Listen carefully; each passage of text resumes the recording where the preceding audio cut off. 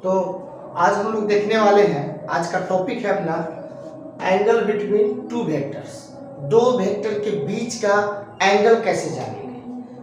अगर दो वेक्टर, एक ए वेक्टर है एक बी वेक्टर है, तो दोनों के बीच का एंगल, क्योंकि बहुत सारे बच्चे यही कंफ्यूज हो जाते हैं, वो गलत एंगल सेलेक्ट कर लेते हैं। तो हम लोग आज सीखेंगे कैसे दो वेक्टर के बीच का एंगल निकालते हैं। तो अब देखिए, मैंने पिछले क्लास में बताया था कि ये अपना वेक्टर ए है, ओ ए। ये क्या है? वेक्टर ओ ए है, ओ ए वेक्टर है, ये वेक्टर ओ ए। ये जो लेंथ आप देख रहे हैं, देखिए किसी वेक्टर को रिप्रेजेंट किया जाता है एक एरो द्वारा। एक एरो से मैंने एक वेक्टर बनाया, ये ओ ए अपना वेक्टर है, और ये जो एरो जो है, जो तीर है, इसका लेंथ जो है ये मैग्नीट्यूड बताएगा। ये जो आप लेंथ देख रहे हैं, ये जो लेंथ जो होगा, ये लेंथ हमारा क्या बताएगा? मैग्नीट्यूड। तो हम लिख सकते हैं यहाँ पे कि ओ ए का लेंथ मतलब लेंथ ऑफ एरो। ये लेंथ ऑफ एरो क्या बताएगा? तो ये बताएगा मैग्नीट्यूड ऑफ वेक्टर। और ये जो देख रहे हैं, जिसको हम लोग हेड कहते हैं, इसको टेल कहते हैं, या इसको टिप भी कहते हैं, टिप ऑफ एरो भी कह सकते हैं, लेकिन जनरली हम लोग हेड बोलते हैं। इसको क्या बोलते हैं? टेल। तो ये हेड जो है ये डायरेक्शन बताता है। ये हेड क्या बताएगा? डायरेक्शन। मतलब head of the arrow, head of the arrow ये क्या बताएगा? ये बताएगा आपको डायरेक्शन ऑफ वेक्टर्स। तो मैंने पहले ही बता चुका हूं, एक वेक्टर क्वांटिटी में दो ही चीज होती है। दो चीज, पहला मैग्नीट्यूड, दूसरा डायरेक्शन। पहला मैग्नीट्यूड, दूसरा डायरेक्शन।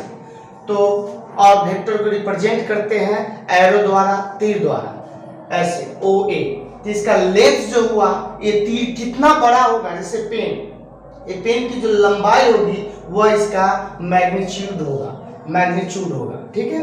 और ये जो काला वाला देख रहे हैं, अगर इसको टिप ऑफ एरो समझे, अगर ये इसका हेड है तो ये डायरेक्शन बताएगा। जैसे अभी डायरेक्शन देखिए, और डायरेक्शन बदल रहा है, देख रहे हैं ऊपर की तरफ जा रहा है, डायरेक्शन बदल रहा है। फिर ये वेक्टर है, अगर मैं इसको नीचे करूँ इसका डायरेक्शन बदल रहा है। ये वेक्टर है, अगर मैं आगे बढ़ा तो इसका डायरेक्शन बदल गया। तो डायरेक्शन बदलने से वेक्टर बदलता है, लेंथ घटने बढ़ने से वेक्टर बदलता है। सारी बात मैंने पिछले वीडियो में जिक्र किया था। तो अभी मुझे देखना है अभी एंगल बिटवीन टू वेक्टर्स। तो एक वेक्टर तो ये है, और दूसरा वेक्टर, तो दूसरा वेक्टर देखते हैं, यहीं पे दिखाते हैं आपको। ये ओ ए वेक्टर है, अगर दूसरा ओ बी वेक्टर लिया तो ये दोनों के बीच का जो एंगल है, इसको हम लोग बोलते हैं angle between two vector O A and O B. यही जो बीच का दिख रहा है, यही अपना एंगल होता है वेक्टर। चलिए इसको और डिटेल में देखते हैं कैसे होगा। कैसे होगा? ये अगर आपका कोई वेक्टर ए है, ये हो गया आपका वेक्टर बी, तो यहाँ पे तो मैंने कह दिया एंगल हो गया। लेकिन एंगल देखने से पहले आपको ये देखना पड़ेगा, इसका ऊपर वाला जो वेक्टर है उसका ये हेड है और टेल यहाँ है। दूसरा ए वेक्टर जो दिख रहा है आपको, इसका हेड यहाँ है और टेल यहाँ है, इसका हेड यहाँ है और टेल यहाँ है। तो दो वेक्टर के बीच का जो एंगल होता है वो कहाँ बनता है?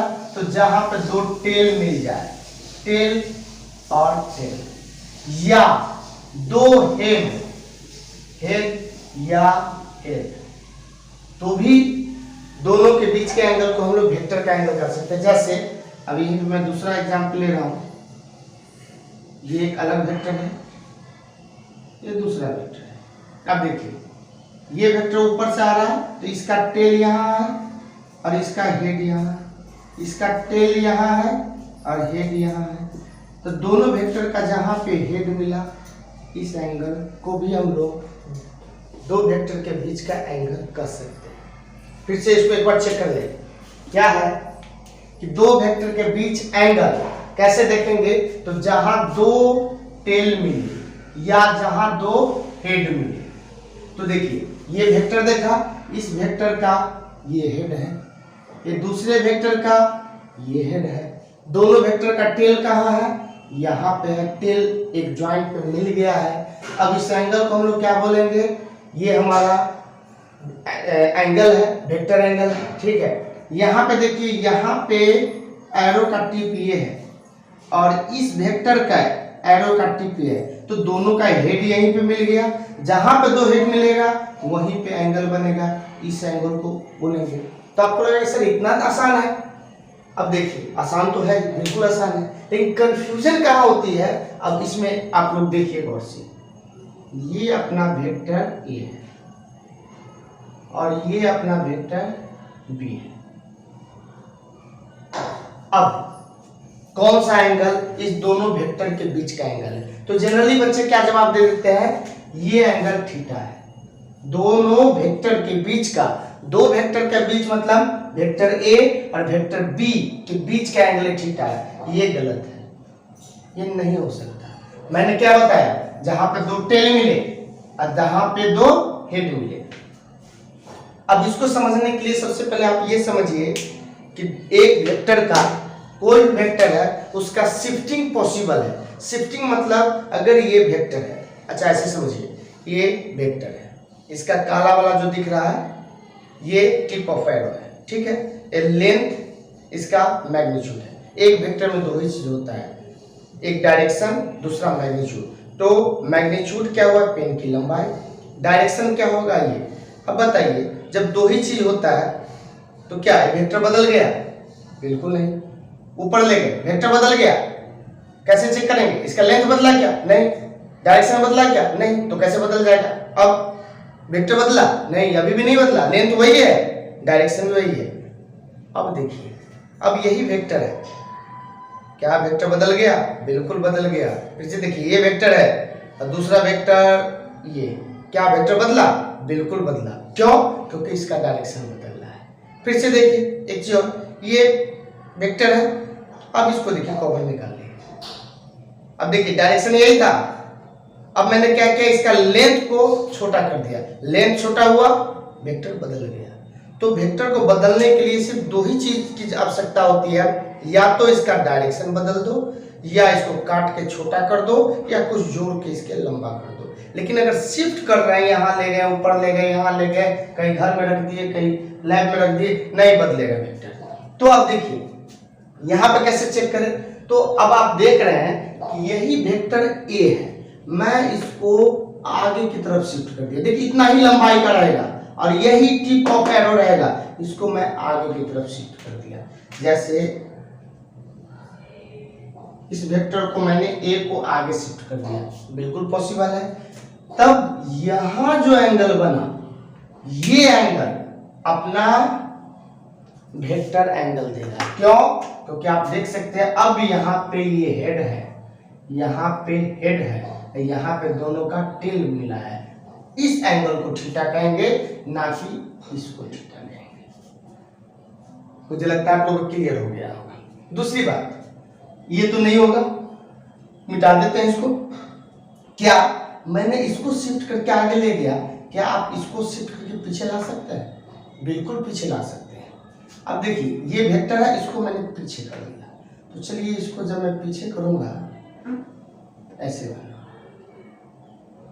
अब देखिए ये जो बी वेक्टर है पीछे किया है, ये तो बी वेक्टर हो गया और ये वेक्टर ए, तो ए वेक्टर का यहाँ पे क्या बन रहा है, बी वेक्टर का यहाँ क्या है, तो इस एंगल को भी हम लोग थीटा कह सकते हैं। वैसे आपने क्लास 9 में पढ़ा होगा, ये थीटा तो ये भी थीटा, बिल्कुल यहाँ भी है, दो हेड मिला तो यहाँ थीटा, आगे वाला का दो टेल मिला थीटा। तो क्या इस वेक्टर को इधर शिफ्ट कर सकते हैं, बिल्कुल शिफ्ट कर सकते हैं। यहां से मैं ऐसे करके लिया, देखिए मैं खींच देता हूं, देखा आपने। तो क्या यहाँ पे देखिए ये ए वेक्टर है, किसको शिफ्ट किया आपने, बी वेक्टर को। जब बी वेक्टर को शिफ्ट किया तो यहाँ पे देखिए, यहाँ इस वेक्टर का क्या मिल रहा है आपको, टेल, यहाँ पे क्या मिल रहा है, टेल, तो ये एंगल भी थीटा होगा, ये थीटा बराबर होगा। आपका मन होगा कुछ और करने का, सर अब इसको नीचे कर देते हैं, बिल्कुल कर दो। अब नीचे कर दिया, नीचे तो कर दिया, अब इसको और पीछे कर ले, कर दो। अब देखिए इसको पीछे कीजिएगा तो इसका हेड यहाँ आ जाएगा और टेल यहाँ। इसको पीछे बी वाले को नीचे किया, ये बी हो गया, और ए को आपने इधर शिफ्ट किया था, ये एंगल थीटा हो जाएगा। तो मैं उम्मीद करता हूं कि आप लोग दो वेक्टर के बीच का जो एंगल होता है, दो वेक्टर के बीच का जो एंगल होता है, कंफ्यूज नहीं कीजिएगा, अच्छे से निकाल लीजिएगा। ऐसे निकालना बहुत आसान था, ये भी आसान था, लेकिन इसमें कंफ्यूजन था, तो थोड़ा अच्छे से देख के सीधा नहीं बोल देना है। मैंने एक बनाया था जो, जैसे ये एक वेक्टर ए है और ये वेक्टर बी है, अगर आप कहिएगा ये एंगल थीटा है तो मैं बोलूँगा गलत है। सही कौन है, तो सही है इसी वेक्टर को मैं दिखा सकता हूँ कि ये ए वेक्टर है और ये बी वेक्टर है, या ये इसी पे मैं दिखा देता हूँ। ये इसको आगे बढ़ा देना है, आगे बढ़ा दो, ये वेक्टर ए है, ये आपका जो है पूरा थीटा एंगल है। क्या समझ में आया होगा? तो चलिए आज मैंने ये सीखा। अब अगला टारगेट होगा एडिशन ऑफ वेक्टर।